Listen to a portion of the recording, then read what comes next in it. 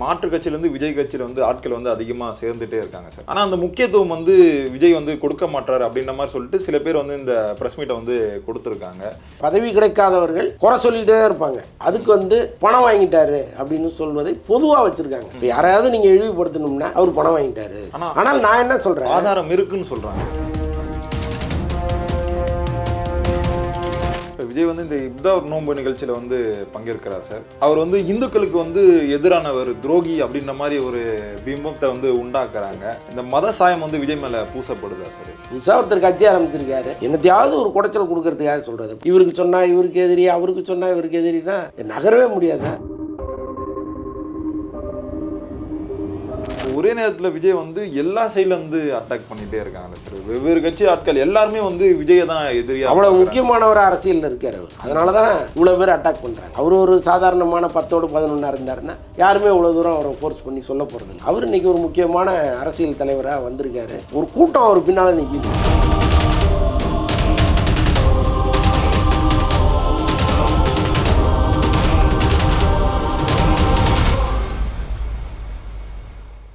அன்பு வணக்கம். இன்றைய நமது சிறப்பு நேர்காணலில் நம்முடன் இருப்பவர் வலைப்பேச்சு அந்தணன் சார் அவர்கள். சார் வணக்கம். வணக்கம். எப்படி சார் இருக்கீங்க? நல்லா இருக்கேன். இப்போ தளபதி விஜய் வந்து அரசியலுக்கு வந்து ரெண்டு வருஷம் ஆயிடுச்சு சார். ஆனாலும் இன்னும் வந்து விஜய் வந்து ஏதோ ஒரு கட்டத்தில் வந்து பயந்துட்டே இருக்காரு அப்படின்ற மாதிரி நிறைய விமர்சனங்கள் வந்து வந்தது. இந்த மகளிர் தினத்துக்கு இந்த வாழ்த்து சொல்லிட்டே இருப்பார். அதில் வந்து திமுகவுக்கு இந்த நெத்தியடி பதில் சொல்கிற மாதிரி ஒரு பதிலை வந்து கொடுத்துருக்காரு. எப்படி சார் பார்க்குறீங்க? இல்லை, முதன்முறையாக அவர் நேரடியாக திமுகவை தாக்கி இப்போ தான் பேசியிருக்காரு. இது வரைக்கும் வந்து மறைமுகமாக அவர் சொல்லுவார். இப்போ தேர்தல் நெருங்க அவர் யாரை எதிர்க்கிறாருங்கிறது சொல்லி தானே ஆகணும். நீங்கள் எல்லாத்தையுமே விடுகதையாக போட்டுக்கிட்டு இருக்க முடியாதுல்ல. ஸோ அப்போ நேரடியாக திமுகவை எதிர்க்க ஆரம்பிச்சிட்டாரு. அது ஒரு வகையில் நல்லது தான். ஏன்னா எல்லாரும் கேட்டது அது தானே. உங்கள் எதிரி யாருங்கிறத நீங்கள் முதல்ல அடையாளப்படுத்தினா தானே அவங்களுக்கு எதிராக உங்களுக்கு வாக்களிக்க முடியும். அல்லது நீங்கள் எதிரின்னு சொல்கிறவர் நிஜமாகவே இந்த சமூகத்துக்கு எதிரியானவரா, அவரால் இங்கே ஏதாவது நன்மை நடந்திருக்கா, கெடுதல் அதிகமாக நடந்திருக்கா, அதெல்லாம் அனலைஸ் பண்ணுறது கரெக்டாக இருக்கும்ல. அப்போ இப்போ தான் சரியான பாதையை நோக்கி அவர் போறாருன்னு எடுத்துக்கணும். நீங்கள் நாம் எல்லாரும் சேர்ந்து தான் திமுக அரசை வந்து கொண்டு வந்தோம். ஆனால் அவங்க வந்து மக்களை வந்து எப்படி ஏமாத்துறாங்க, 2026 அவங்கள தூக்கி அடிப்போம் அப்படின்ற மாதிரி. இப்போ கடந்த முறை தேர்தலில் வந்து விஜய் திமுகவுக்கு ஓட் பண்ணியிருப்பாரா சார்? இதன் மூலம் நம்ம தெரிஞ்சு இல்லை, அது அவருடைய பர்சனல், நமக்கு தெரியாது. இல்லை அவர் யாருக்கு ஓட்டு போட்டாருன்னு நமக்கு தெரியாது, சொல்ல முடியாது. திமுகவை கூட போட்டிருக்கலாம். ஏன்னா இப்போ அவருக்கு அரசியலுக்கு வருகிற எண்ணம் ஒரு பக்கம் இருந்தால் கூட யாராவது ஒருத்தருக்கு அவர் வாக்களித்து தானே ஆகணும். அப்போ இவங்க பெற்றா அவங்க பெற்றா. இப்போ ரீசெண்டாக நமக்கு தொல்லை கொடுத்தது யார்? அப்போ அவங்கள தள்ளி வைப்போம். ஏன்னா இப்போ ரெண்டு மாற்று கட்சிகள் ரெண்டுமே, இப்போ திமுகவும் அண்ணா திமுகவும் ரெண்டுமே மாறி மாறி அவர் குடைச்சல் கொடுத்துருக்கு. அப்போ ரொம்ப ரீசெண்டாக குடைச்சல் கொடுத்தவங்க யார்? அவங்களுக்கு வேணுன்னா இந்த தடவை போடாமல் இருப்போம்னா ஒரு முடிவு எடுத்துருக்கலாம். அப்படி பார்த்தீங்கன்னா அவர் திமுகவுக்கு தான் ஓட்டு போட்டிருப்பாருன்னு நான் நம்புகிறேன். ஸோ இப்போ இன்றைக்கி அரசியலில் ஒரு நம்முடைய எதிரி யார் அப்படிங்கிறத இந்த மக்களுக்கு அடையாளம் காட்டணும்னு நினைக்கிறாரு. அது தெளிவாக சொல்லியிருக்காரு. இப்போ விஜய்க்கு வந்து நாளுக்கு நாள் வந்து இந்த மக்களோட செல்வாக்கு வந்து அதிகரிச்சுட்டே போகுது சார். இப்போ திருநங்கை மத்தியில் விஜய்க்கு வந்து ஒரு நல்ல வரவேற்பு இருக்குது. அது மட்டும் இல்லாமல் சிறுபான்மையர் மத்தியிலும் விஜய்க்கு வந்து நல்ல ஒரு வரவேற்பு இருக்குது சார். அதை உடைக்கிற மாதிரி விசிகாவை சேர்ந்த வன்னியரசு பேசியிருந்தார். விஜய்க்கு வந்து இந்த ஒய்பிரிவு பாதுகாப்பு கொடுத்ததுக்கு காரணமே இஸ்லாமியர்களோட அச்சுறுத்தல் காரணமாக தான் கொடுத்துருந்தாங்க சொன்னாங்க. இப்போ அந்த இப்தார் நோன்பு நிகழ்ச்சியில் வந்து பங்கேற்கிறாரு. இப்போ சீமான் வந்து என்ன சொல்கிறாருன்னா, நான் ஒரு நாளுக்காண்டி வந்து குல்லா போட மாட்டேன், இஸ்லாமியராக இருக்க மாட்டேன் அப்படின்ற மாதிரி சொல்கிறாங்க. விஜய்க்கு இருக்க அந்த சிறுபான்மையினர் ஓட்டை உடைக்கிறதுக்கு இந்த மாதிரியான வேலைகள் வந்து தொடர்ந்து பண்ணிட்டு இருக்காங்களா சார்? இல்லை, சிறுபான்மையினர் ஓட்டுங்கிறது இன்றைக்கி பிரிஞ்சு தான் இருக்குது. ஏன்னா இப்போ நீங்கள் ரம்ஜான் சமயத்தில் இந்த நோன்பு திறக்கிற நிகழ்ச்சியில் அநேகமாக எல்லா அரசியல் கட்சிகளுமே போகிறாங்க. ஆனால் உள்ளபடியாக அவங்களுக்கு வந்து யாரெல்லாம் உதவி செய்கிறாங்கங்கிறது அவங்கவுங்க முடிவு பண்ண வேண்டிய விஷயம். ஆனால் அதிமுக பிரிவுன்னு ஒன்று இருக்குது. இஸ்லாமியர்கள்லேயே அதிமுகவை தோழமை கொள்கிறவங்க கொஞ்சம் பேர் இருக்காங்க, ஒரு அமைப்பு இருக்குது. அதே மாதிரி திமுகவோடு நீண்ட காலம் பயணிக்கிற அமைப்பு இருக்குது. அப்போ விஜயோடு பயணிக்கிற ஒரு அமைப்பு இப்போ புதுசாக உருவாயிருக்கு.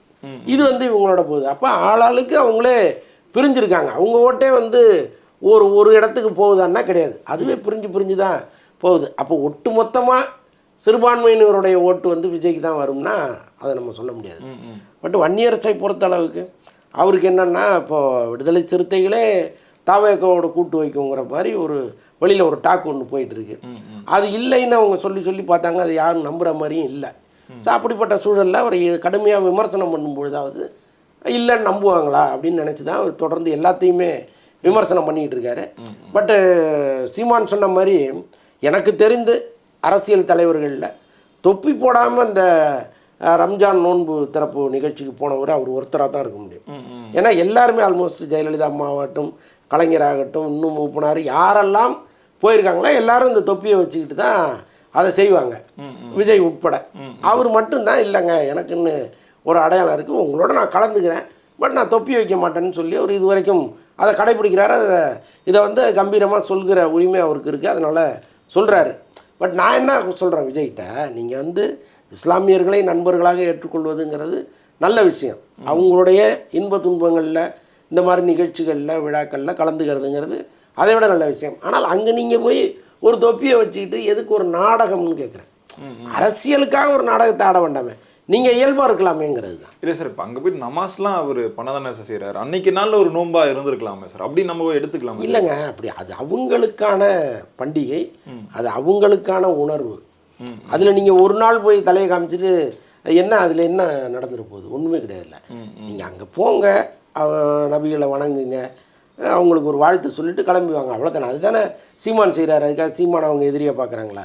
இல்லை. சீமானோட சமீப கால இந்த நிலைப்பாடு எல்லாமே இஸ்லாமியர்களுக்கு எதிராக தானே சார் இருக்குது. இப்போ அவர் வந்து ஒரு சங்கி தோற்றத்தில் தான் பேசிட்டு இருக்காரு. அவரே சொல்கிறார் சங்கி என்றால் வந்து சக தோழன்னு சொல்கிறாரு. இல்லை, அப்போ இதுலேயே இஸ்லாமியர்களுக்கு எதிரானதுன்னு நீங்கள் சொல்ல முடியாது. ஏன்னா இந்த சங்கிகள் கூட்டத்திலே இஸ்லாமியர்களும் இருக்காங்க. நீங்கள் நல்லா இங்கேயே வந்து பிஜேபி ஆதரிக்கிற இஸ்லாமியர்கள் இல்லாமலாம் இருக்காங்க. அப்போ நீங்கள் அதை எப்படி சொல்லுவீங்க? அப்படி கிடையாது. இஸ்லாமியர்களே ஆதரிப்பதுங்கிறது வேற, சங்கிகளுக்கு ஆதரவாக பேசுறதுங்கிறது வேற. ரெண்டும் தனித்தனி. சீமான் அந்தந்த நேரத்தில் அந்தந்த சூழலுக்கேற்ப கருத்து சொல்கிறாரு, அப்படி தான். இப்போ மாற்று கட்சியிலேருந்து விஜய் கட்சியில் வந்து ஆட்கள் வந்து அதிகமாக சேர்ந்துட்டே இருக்காங்க சார். ஆனால் அந்த முக்கியத்துவம் வந்து விஜய் வந்து கொடுக்க மாட்டார் அப்படின்ற மாதிரி சொல்லிட்டு சில பேர் வந்து இந்த ப்ரெஸ் மீட்டை வந்து கொடுத்துருக்காங்க. எல்லா கண்ட்ரோலுமே வந்து ஆனந்த் கையில் தான் இருக்குது, விஜய் வந்து எந்த கண்ட்ரோலுமே எடுத்துக்க மாட்டாரு, எல்லாம் ஒவ்வொரு பதவிக்குமே பணம் கொடுத்து தான் பதவி வாங்குற மாதிரி இருக்காரு அப்படின்லாம் சொல்கிறாங்களே சார். இந்த ஒரு பெரிய அரசியல் கட்சின்னா உட்கட்சி பூசல்ங்கிறது இருக்கும். அது எல்லா கட்சியிலையுமே இருக்குது. திமுகவில் இருக்குது, அண்ணா திமுகவில் இருக்குது, இன்னும் லெட்டர்பேர்டு கட்சியில் கூட அது இருக்கும். அப்படி இருக்கும்போது இந்த கட்சியில் இல்லாமல் இருக்கிறது தான் ஆச்சரியம். அப்போ எங்கேயோ ஒருத்தர் குறை சொல்லிகிட்டே தான் இருப்பாங்க. பதவி கிடைக்காதவர்கள் குறை சொல்லிகிட்டே தான் இருப்பாங்க. அதுக்கு வந்து பணம் வாங்கிட்டாரு அப்படின்னு சொல்வதை பொதுவாக வச்சுருக்காங்க. இப்போ யாரையாவது நீங்கள் இழிவுபடுத்தணும்னா அவர் பணம் வாங்கிட்டாரு அப்படின்னு சொல்கிறதே எல்லாருமே வழக்கமாக வச்சுருக்காங்க. ஆனந்தையும் அப்படி கூட சொல்லலாம், நமக்கு தெரியாது. ஆனால் நான் என்ன சொல்கிறேன், ஆதாரம் இருக்குன்னு சொல்கிறாங்களே. ஆதாரம் இருந்தால் விஜய்க்கு அனுப்ப வேண்டியது தானே. புரியுதா உங்களுக்கு? விஜய் பார்வைக்கு நேராக போக மாட்டாங்குது, எல்லாத்தையுமே புஷி ஆனந்த் வந்து தடுத்துடுறாரு அப்படின்னா நீங்கள் ஆதவ அர்ஜுனாவுக்கு அனுப்புங்க, இல்லையா? நீங்கள் அனுப்புனீங்கன்னா அவர் அதை காமிக்க போகிறாரு அவர்கிட்ட, தலைவர்கிட்ட. ஸோ இதெல்லாம் இருக்குது. நான் என்ன சொல்கிறேன், பதவி கிடைக்காதவர்கள் விரக்தியில் எதையாவது ஒன்று சொல்லுவாங்க. அதே நேரத்தில் இங்கே தொண்டர்களை ஆரம்பத்திலிருந்து கவனிச்சுட்டு இருக்கிறவர் ஆனந்த் தான். இப்போ அவருக்கு வந்து மாயவரத்தில் யார், கும்பகோணத்தில் யார், தஞ்சாவூரில் யார், நாகர்கோவிலில் யார், கன்னியாகுமரியில் யாருன்னு தெரியும். விஜய்க்கு தெரியுமா? விஜய் எந்த ஒரு கண்ட்ரோல் தெரிஞ்சுக்க முடியாது. நீங்கள் அப்படி கலைஞர் மாதிரி எல்லாரும் இருக்க மாட்டாங்க, ஜெயலலிதா அம்மா மாதிரி எல்லாரும் இருக்க மாட்டாங்க. அதுக்கு அனுபவம் வேணும், ஒரு நீண்ட கால ட்ராவல் இருக்கணும். இப்போ கன்னியாகுமரிக்கு விஜய் போகிறாருன்னு வைங்களேன், அங்கே போகும்போது தான் அவருக்கு தெரியும் இங்கே யாரெல்லாம் முக்கியமான நிர்வாகிகள், நம்ம யார்கிட்டலாம் பேசுகிறோம், அது மனசில் நிற்கும். அப்போ நீங்கள் ட்ராவல் போக போக போக ஒவ்வொரு ஊரில் இருக்கிற பிரச்சனைகளை கேட்க தான் இந்த ஊரில் இவர், இந்த ஊரில் இருக்குன்னு பதியும். நீங்கள் அதுக்கு முன்னாடி எல்லாரையும் தெரிஞ்சு வச்சுக்கணுங்கிற அவசியம் இல்லை. அது ஒன்றும் கட்டாயமும் கிடையாது. அதனால் பொறுப்பு ஒருத்தட்ட ஒப்படைச்சிட்டாரு, நீங்கள் தான் அதை பார்க்க போகிறீங்க. நல்லது கெட்டது எதுவாக இருந்தாலும் அவர் சார்ந்தது. அவர் மீது குறை சொல்லுவாங்க, பதவி கிடைக்கலங்கிறதுக்காக குறை சொல்லுவாங்க. அதுக்காக அதுவே உண்மை ஆயிடுமான்னு நமக்கு தெரியல. ஏன்னா அது அவங்க கட்சி விவகாரம் நமக்கு தெரியும். பொதுவாக நான் வெளியிலேருந்து பார்க்கும் பொழுது ஒருவர் மீது குறை சொல்வதுங்கிறது ரொம்ப ரொம்ப ஈஸி, அது நிரூபிக்கிறதுங்கிறது ரொம்ப கஷ்டம். இப்போ இவங்க எல்லாமே வந்து தமிழக வெற்றி கழகத்தை தொண்டர்கள்னு பார்த்தா இதுக்கு முன்னாடி வந்து திருமாவளவன் கூட இருக்க மாதிரி புகைப்படம் இருக்குது, அவர் கழுத்தில் வந்து உதயசீரன் சின்னம் போட்டிருக்க மாதிரிலாம் இருக்குது. இவங்க எல்லாமே ஸ்லீப்பர் செல்ஸாக இருந்து விஜயை டேமேஜ் பண்ணுறதுக்காக கட்சிக்குள்ளே வந்து இந்த மாதிரி வேலைகள் பண்ணுறாங்க. அது எடுபடாதுங்க. அப்படி வந்து நீங்கள் இந்த கட்சியிலேருந்து ஒருத்தர் அந்த கட்சியில் போய் அவங்கள காலி பண்ண முடியும்னா எல்லாரும் எல்லா கட்சியிலையும் போய் காலி பண்ணிகிட்டே இருப்பாங்க. அதெல்லாம் நடக்காது. அப்படி வந்து நீங்கள் சின்ன தொண்டர்களை வச்சு எல்லாம் ஒன்றும் ஒரு கட்சியை கலைச்சி விட்டுற முடியாது. ஆனால் இப்போ நான் என்ன சொல்கிறேன், இப்போ ஆதவ அர்ஜுனா மாதிரி ஒருத்தர் வர்றாரு, அவர் மீது சந்தேகப்படுறதுன்னு ஒரு நியாயம் இருக்குது. ஏன்னா இப்போ அவர் விஜய் கூடயே ட்ராவல் பண்ணுறவர், விஜய் என்ன பண்ண போகிறாருங்கிற வியூகம் எல்லாமே அவர் தெரிஞ்சு இன்னொரு பாசறைக்கு சொல்கிறாருன்னு வைங்களேன். இதெல்லாம் கற்பனை தான், உண்மையாக இருக்கா இல்லையான்னு நமக்கு தெரியாது. ஆனால் நான் என்ன சொல்கிறேன், அப்படி நீங்கள் ஒரு ஒரு முக்கியமானவர் மீது சந்தேகப்பட்டால் ஓகே. சும்மா போகிறவங்க வர்றவங்கள்ட்டலாம் அவர் திமுக வெட்டி கட்டிருந்தார், திருமாவளவன் கூட இன்னும் ஃபோட்டோ எடுத்தாருன்னு நம்ம சொல்ல முடியாதுல்ல.